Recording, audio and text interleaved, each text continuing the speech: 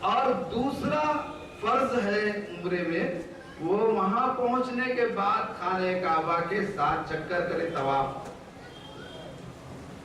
اور تیسرا واجب ہے وہ ہے صفا مروہ کے درمیان سعی کرنا، دوڑنا۔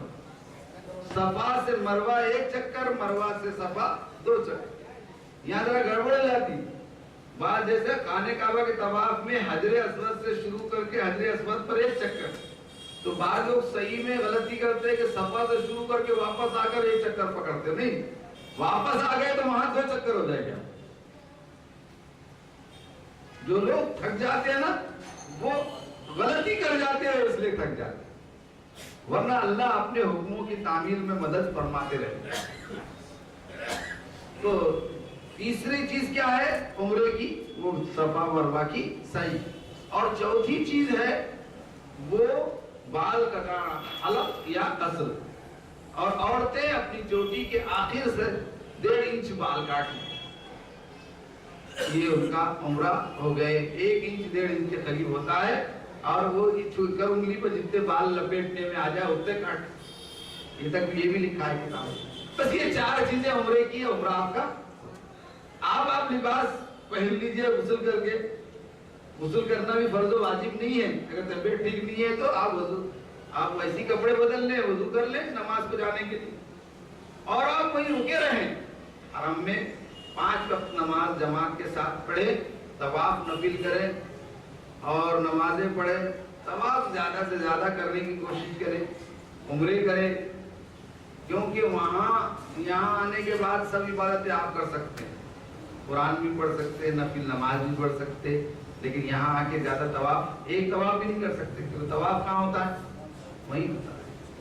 لیکن اتنا زیادہ بھی نہ کرو عمرے اور طواف کے فرض حج میں آپ کی طبیعت خراب ہو جائے، اصل کام رہ جائے اور تم دوسرے مستحب اور سنت میں پڑ جائے، تو اپنی صحت کا بھی لحاظ کرتے ہوئے نفل طواف اور عمرے کریں۔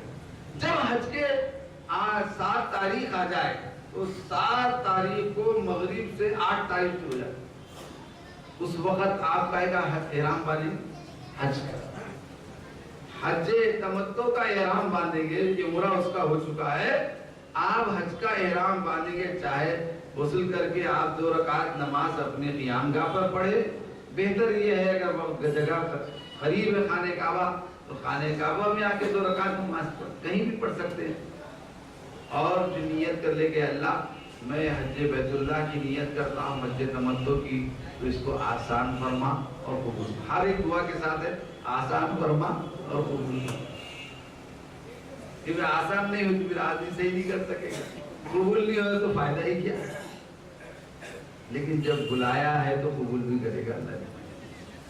ایک اللہ والے جو ہے تو طواف کرتے تھے، سعی کرتے تھے، بس روتے جاتے تھے اللہ تو قبول کر لے، مدینہ بھی گئے تو بس رونے لگے کہ اللہ تو قبول کر لے، بہت رویا انہوں نے وہاں، ایک دن اسی پر رویا کہ اللہ تو قبول کر لے۔ ایک دن خواب میں سرکار دو عالم صلی اللہ علیہ وسلم کو دیکھا، آپ فرما رہے ہیں کہ اگر قبول نہ کرتے تو ہم بلاتے ہی نہ، قبول کیا ہے اس لیے بلایا۔ تو میرے بھائی آپ نے حج کا احرام باندھ دیا، اب مینا کو جائیں گے، آپ رات میں مینا کو جاتے ہیں، 8 تاریخ کو آپ کو 5 نمازیں کا پڑھنا ہے مینا میں، 90 تاریخ کی صبح میں عرفات میں جانا ہے۔ دیکھو حج میں 3 ہی فرض ہے اور 12 کے قریب واجب ہے، 3 فرض میں سے ایک بھی چھوٹ جائے تو حج نہیں ہوتا۔ ہاں طواف زیارت میں اگر تاخیر ہو جائے اور طواف کر لے آنے سے پہلے تو ایک دم دینا ہوگا اور وہ فرض ادا ہو جائے گا۔ تو 3 فرض کون سے ہیں؟ ایک تو احرام اور نیت، دوسرے وقوف عرفات، اور تیسرے طواف زیارت، یہ 3 فرض۔ تو 90 تاریخ کو کہاں جائیں گے؟ عرفات میں پورے 40 لاکھ سے زائد لوگ اس میدان عرفات میں جاتے ہیں، اور وہاں اصل حج جو ہے وہ عرفات کی عبادت، اللہ کے رسول صلی اللہ علیہ وسلم نے فرمایا الحج عرفہ، حج نام ہے عرفات کی عبادت کا، عرفات کے وقوع کا۔ اصل وقت زوال آفتاب سے غروب آفتاب تک۔ اگر آپ امام کے پیچھے نماز پڑھ رہے ہیں مسجد ابراہیم مسجد نمرہ میں جا کر، تو آپ جو ہے دونوں نمازیں ساتھ پڑھ لیں گے امام کی اقتداء میں، اور دوسرے باریک مسئلے قصر وغیرہ کے مفتی صاحب سے پوچھ لیں۔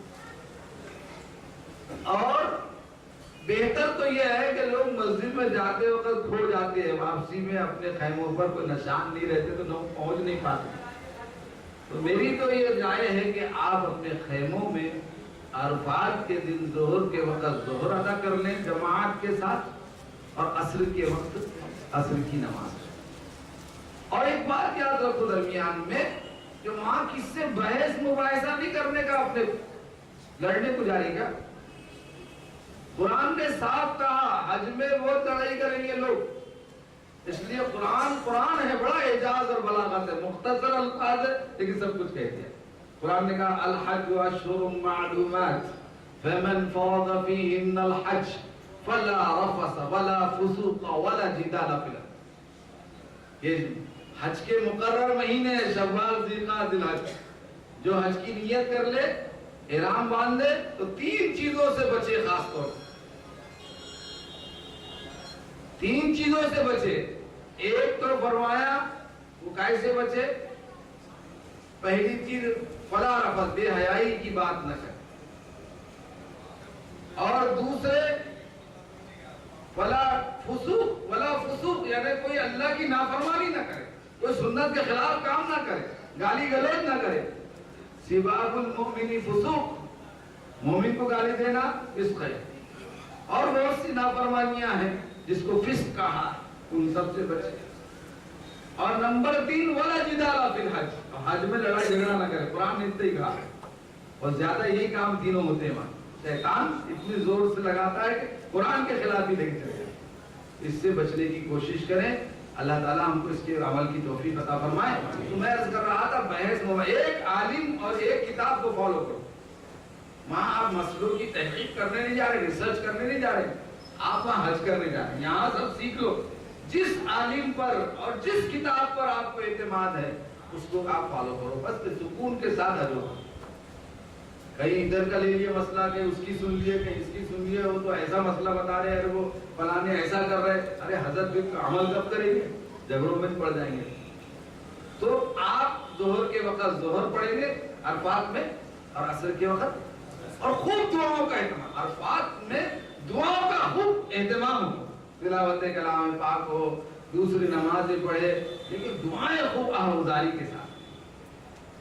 جیسا جیسا وقت ختم ہوتا جائے ویسے ویسے اپنی دعاؤں کی مقدار کو عرفات میں بڑھا دیا جائے۔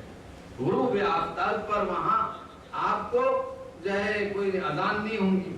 پہلے مرتبہ آپ دیکھیں گے 40 لاکھ لوگ ہیں، لیکن اذان کی آواز وہاں نہیں آئے گی، کیونکہ حضور اکرم صلی اللہ علیہ وسلم نے عرفات میں نماز نہیں پڑھی مغرب کی، مزدلفہ گئے رات میں، اور وہاں مغرب اور عشاء آپ نے ساتھ پڑھی۔ آپ کو دونوں نمازیں ساتھ پڑھنا ہے، پہلے مغرب کی نماز پڑھیں گے، پھر عشاء کی پڑھیں گے، اور وہ رات بھی شب قدر کے برابر ہے۔